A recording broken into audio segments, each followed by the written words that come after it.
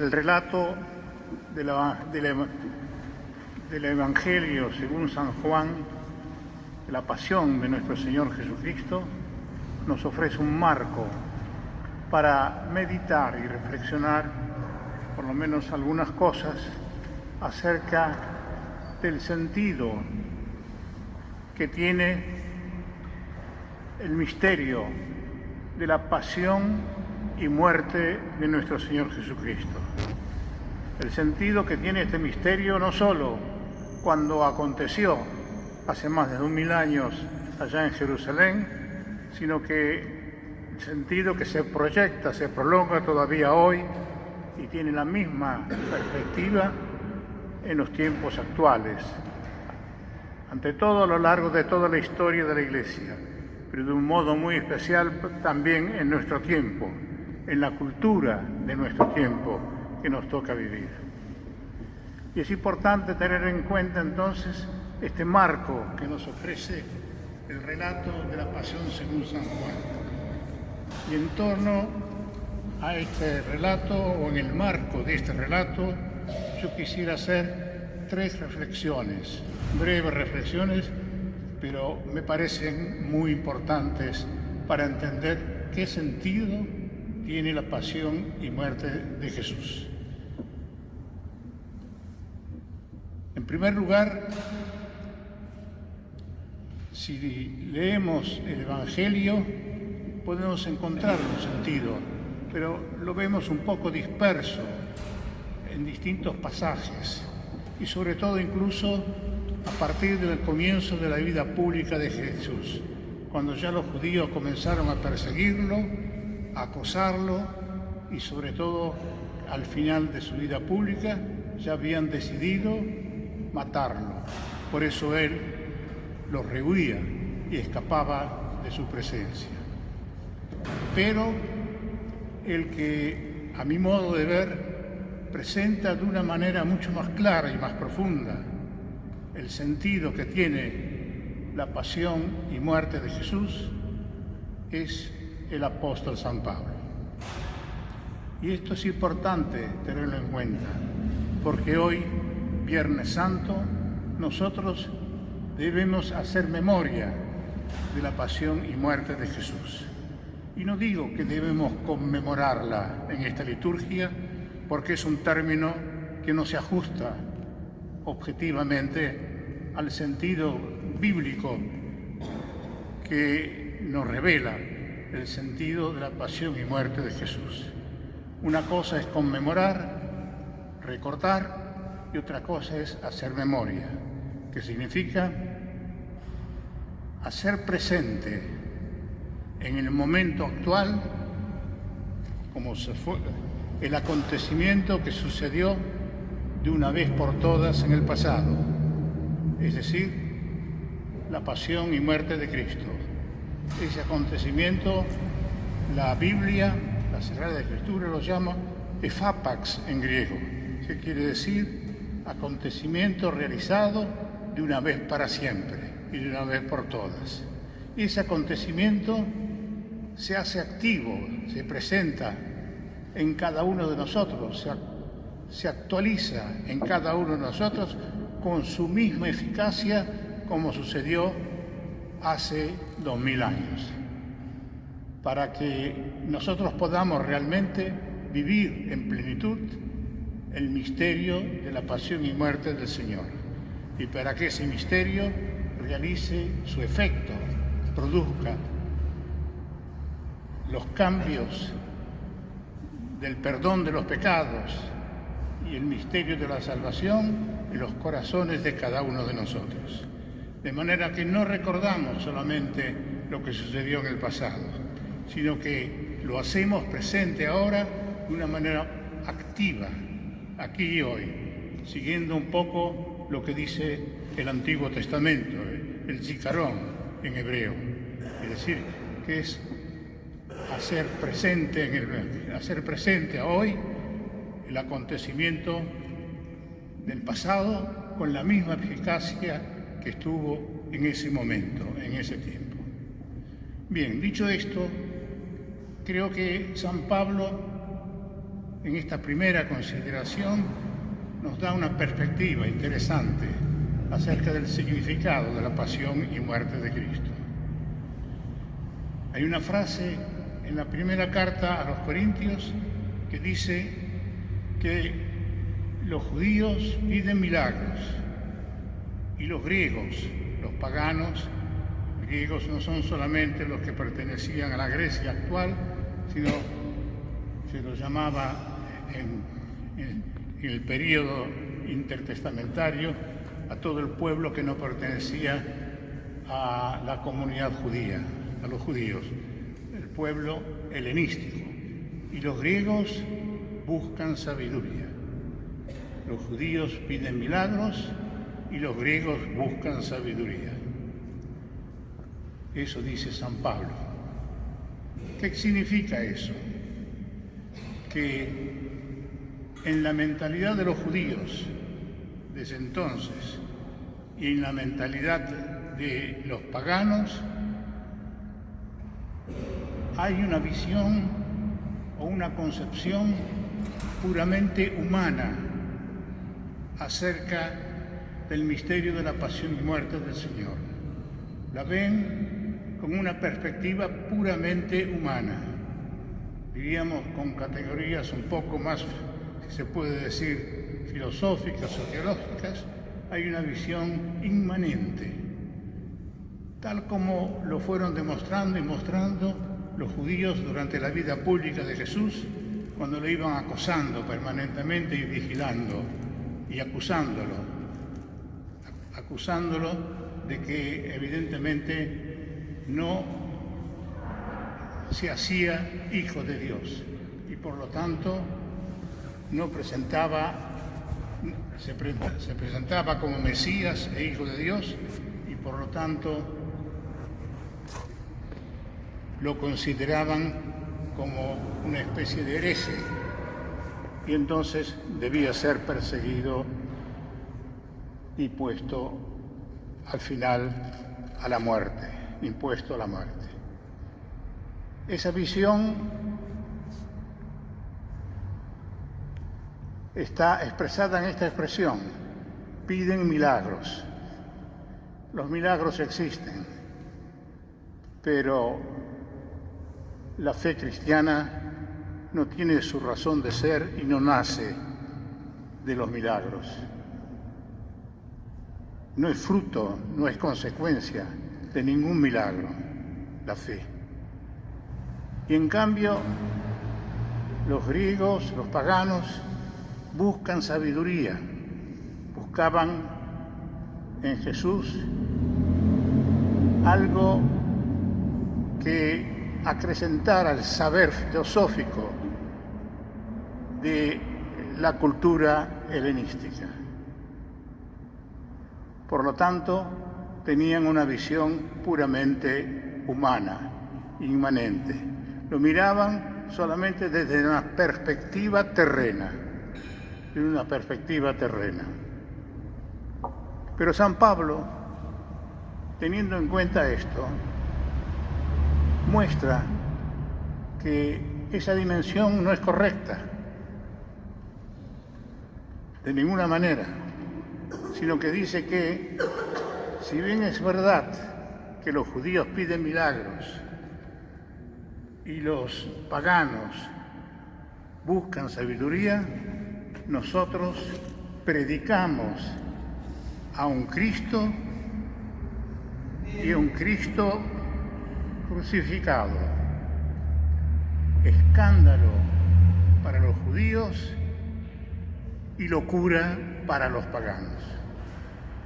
Por lo tanto, de esta manera, San Pablo no se encierra solamente en la dimensión humana e inmanente de Jesús, sino que lo abre a una dimensión más trascendente, diríamos con categorías más teológicas, a una dimensión sobrenatural.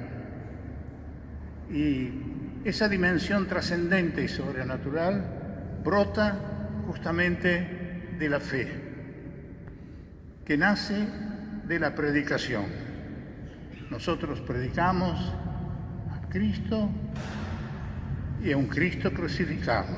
Sí, escándalo para los judíos, por eso lo matan, y locura para los griegos, que no entendían esta perspectiva trascendente. La fe, evidentemente, es la raíz en la cual brota, en la cual nace la dimensión divina de Jesús, la dimensión sobrenatural, que San Pablo la pone de relieve a lo largo de todos sus escritos y también el resto de los evangelios en el Nuevo Testamento. Entonces, pero esa predicación, San Pablo lo explica de una manera muy especial.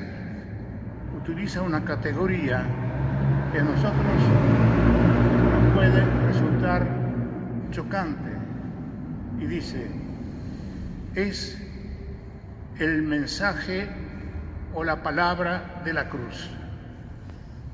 Logos tus taurú, es la palabra de la cruz. Es allí en donde la fe brota, es allí de donde la fe emana y de donde la fe puede llegar al corazón del hombre. El anunciar a Cristo crucificado mediante el Logos tus taurú, mediante la palabra de la cruz. La palabra de la cruz. Es un texto único, un hapax que se llama en la Biblia, en el Nuevo Testamento y en los escritos de San Pablo. La palabra de la cruz, el mensaje de la cruz, el mensaje de la cruz. Esto evidentemente nos hace ver que Jesús tiene una dimensión distinta, diferente. Por eso dice San Pablo, Cristo lo conocemos a través de la evangelización. Y Cristo lo presenta como sabiduría de Dios, que se revela a los creyentes mediante la fe. La sabiduría de Dios, dice San Pablo en este sentido, es más sabia que la sabiduría de los hombres. Por eso puede Él desarrollar bien esta dimensión sobrenatural del sentido que tiene la pasión y la muerte de Jesús. La sabiduría de Dios es más sabia que la sabiduría de los hombres.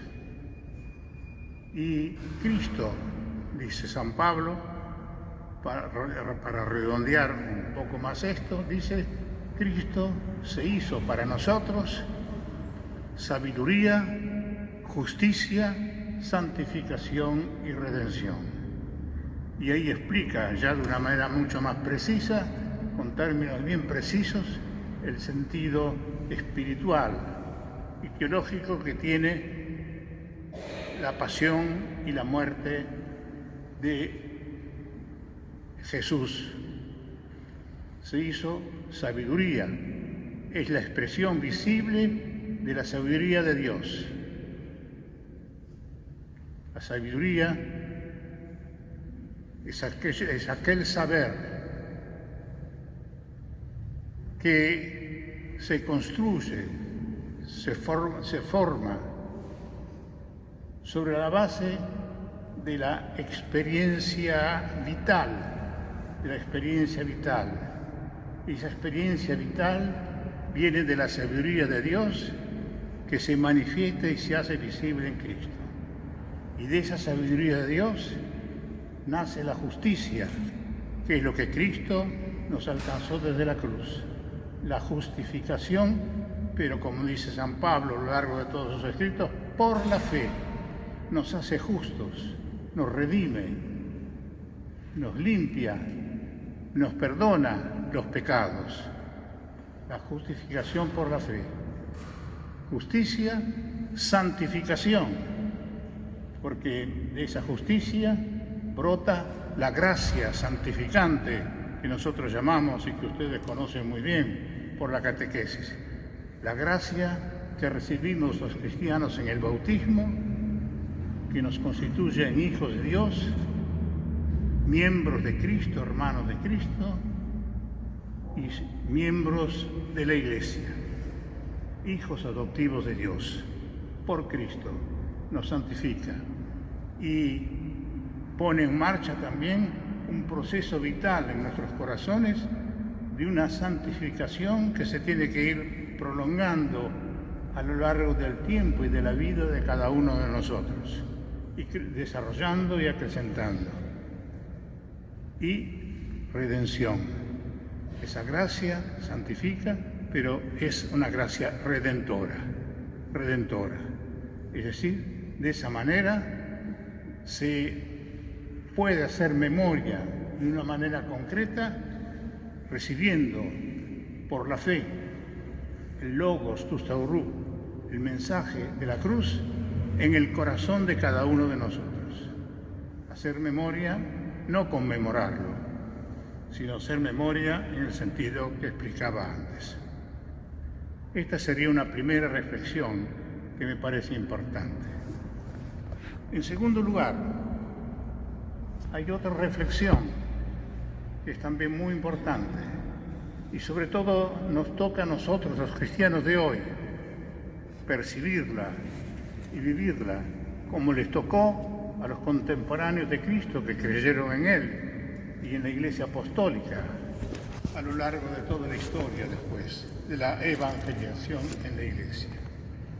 Creo que se puede resumir en esa frase del apóstol San Pablo de la carta a los Gálatas. Yo me gloriaré solamente en la cruz de nuestro Señor Jesucristo, dice San Pablo. La cruz de nuestro Señor Jesucristo, de la cual brota la salvación, tiene que ser para nosotros motivo de gloria. Podría explicar cómo pone de relieve, por ejemplo, San Agustín, qué significa eso, gloriarse, pero eso es un proceso un poco más largo, dejémoslo por ahora. Pero gloriarse significa alabar, dar gracias a Dios, unirnos a la acción profunda de Dios, al designio de Dios que nos hizo partícipes del misterio salvador de Jesucristo mediante la fe. Debemos gloriarnos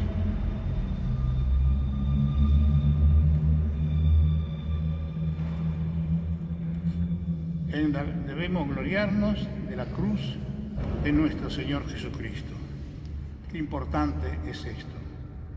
Y luego San Pablo continúa diciendo: por eso yo estoy crucificado para el mundo y el mundo está crucificado para mí. Pero luego dice, esto no importa tanto, no es tan importante, sino que dice que lo importante de esto es que nos convirtamos todos en nuevas criaturas. ¿Y cómo nos convertimos en nuevas criaturas? Incorporando nuestra vida a la muerte y pasión de Cristo en el bautismo. Hacer que Cristo habite y viva en nosotros, o configurándonos, según el lenguaje de San Pablo, con el misterio de la muerte y resurrección de nuestro Señor Jesucristo. Y esto es lo que nos constituye a nosotros en nuevas criaturas, en hombres nuevos. Es importante tener en cuenta esta dimensión. Y entonces, si comprendemos esto, queridos hermanos, podemos darnos cuenta qué importante es descubrir el sentido de la pasión y muerte de Cristo, para vivirlo en estos tiempos, para vivirlo. Y no solamente para vivirlo, sino para testimoniarlo en el mundo en que nos toca vivir hoy, como lo hicieron todos los cristianos y la Iglesia desde hace más de 2000 años. ¿Por qué? Porque nosotros ahora, al formar parte del cuerpo de Cristo, del cual Él es la cabeza, y al habérsenos encomendado la tarea de evangelización, de llevar a Cristo, como lo dice Jesús a los apóstoles cuando los envía antes de la ascensión, a todo el mundo, a anunciar el Evangelio, para que todo el que crea se salve y el que no crea se condene. Es importante que todos nosotros nos convirtamos en instrumentos de la evangelización. Y nosotros tenemos que ser también, en los tiempos de hoy, aquellos que proclamamos el mensaje de la cruz, el logos tus taurou, en griego, el mensaje de la cruz. Proclamarlo a todos los hombres, a todos los pueblos, a todas las naciones, y en su total integridad, para transformar desde la palabra de la cruz, desde la evangelización, todas las realidades del mundo, no solo nuestros corazones, sino también construir una cultura entendida de una manera integral, que configure, que se conforme con el Evangelio,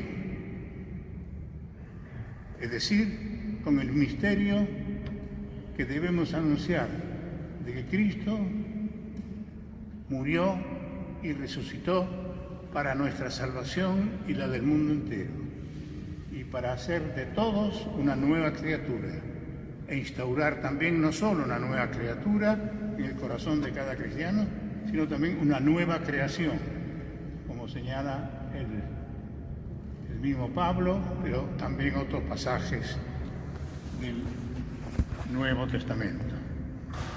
La nueva creación, es decir, recuperar y animar, reordenar todas las cosas a la luz del Evangelio y de la gracia redentora, santificadora de Jesucristo.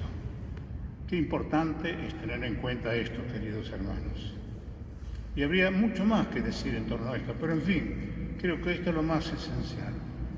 Y hay una tercera reflexión que quisiera hacer, que está tomada, y la tomo de ese mensaje o de ese cuadro, por decirlo de alguna manera, tan hermoso, tan lindo, que nos presenta la pasión de la pasión según San Juan. Ese cuadro en donde está Jesús colgado en la cruz, a punto de expirar, a punto de entregar la vida, antes que Él pronuncie esa frase que dice, todo está consumado. Y entonces, al ver que junto a la cruz estaba su madre, María, su hermana, María de Cleofás, y María Magdalena, junto con el discípulo que él amaba, Jesús, dirigiéndose a su madre, le dice, mujer, ahí tienes a tu hijo, en referencia al discípulo amado de Jesús. Y luego le dice al discípulo que él amaba, ahí tienes a tu madre. Y señala el Evangelio que a partir de ese momento él la tomó como suya, como propia. Bien, esto es muy emotivo, muy emocionante realmente. No es que Jesús haya querido simplemente dejarle a alguien, a la mamá, dejarle a la mamá un consuelo, una satisfacción, una alegría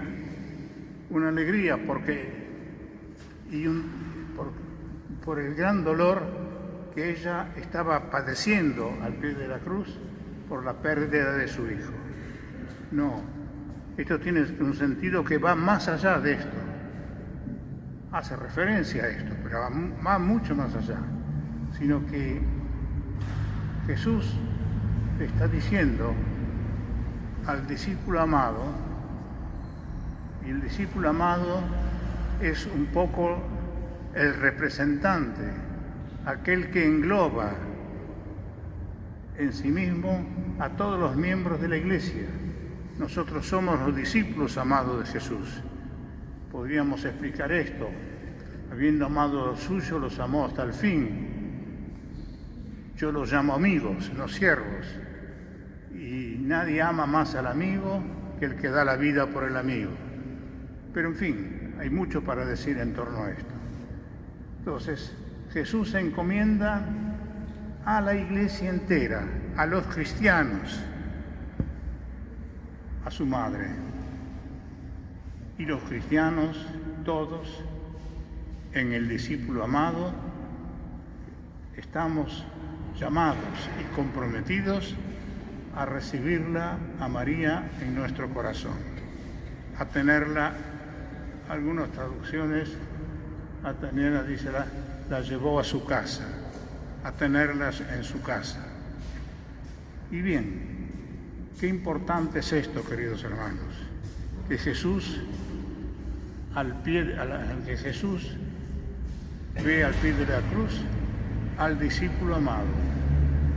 Y uno se tiene que preguntar, porque los otros relatos evangélicos lo ponen de manifiesto, se tiene que preguntar, ¿por qué solamente estaba el discípulo amado, estaba María, la madre de Jesús, María de Cleofás, esposa de Cleofás, y María Magdalena, que luego aparecerán en los relatos de la resurrección del Señor? ¿Por qué? Y bueno, hay una realidad. El Evangelio de la Pasión de San Juan hace referencia, por ejemplo, a cómo Pedro, estando Jesús siendo flagelado y estando al lado del fuego junto con nosotros, que llevaban adelante esa práctica tan terrible de flagelarlo, de abofetearlo, de insultarlo, etc., Pedro lo niega 3 veces. Y en otros pasajes del Evangelio se hace referencia a que sus propios discípulos, que no lo habían abandonado del todo, pero por respeto humano, por temor humano, por vergüenza, para no hacerse ver que eran discípulos de él, miraban de lejos, no se atrevían a acercarse a la cruz.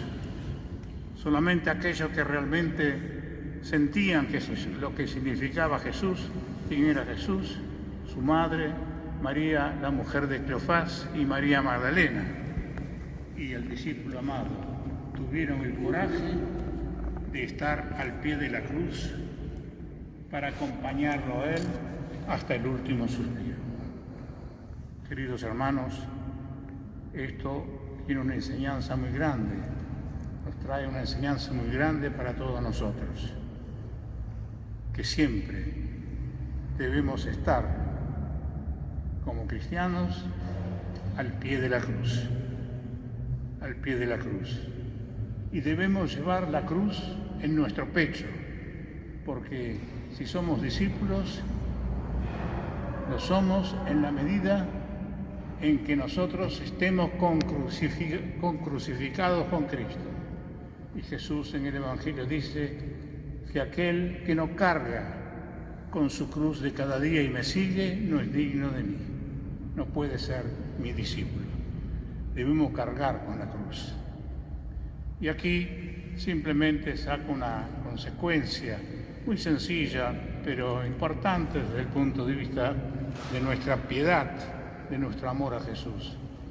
Qué lindo es que los cristianos, cada vez que iniciamos una actividad en la vida, lo hagamos con la señal de la cruz.